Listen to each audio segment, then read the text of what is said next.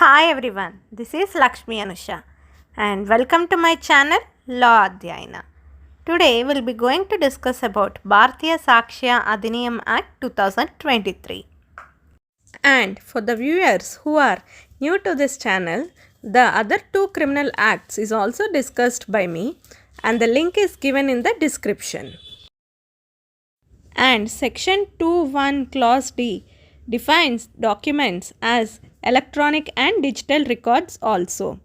And illustration 6 states that electronic records on emails, server logs and documents in computer, laptop or smartphone, messages and even voice messages are considered as documents.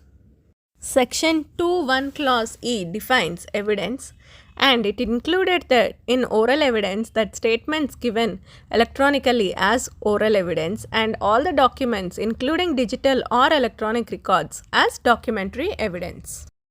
Under section 22 of the Act, it states that confessions made by inducement threat, if in the opinion of the court have been removed, then such confessions is considered as relevant. And section 22 of the Act further states that confessions does not become irrelevant because it was made out of deception on accused, promise to keep it a secret, when accused was drunk, or accused was not warned that he was not bound to give such confessions. Section 57 of the Act defines primary evidence, which includes electronic and digital records, and it's mentioned from explanations 4 to 7. Section 57 Explanation 4 of the Act, where electronic or digital record is stored and such storage is in multiple files, then it is considered as primary evidence.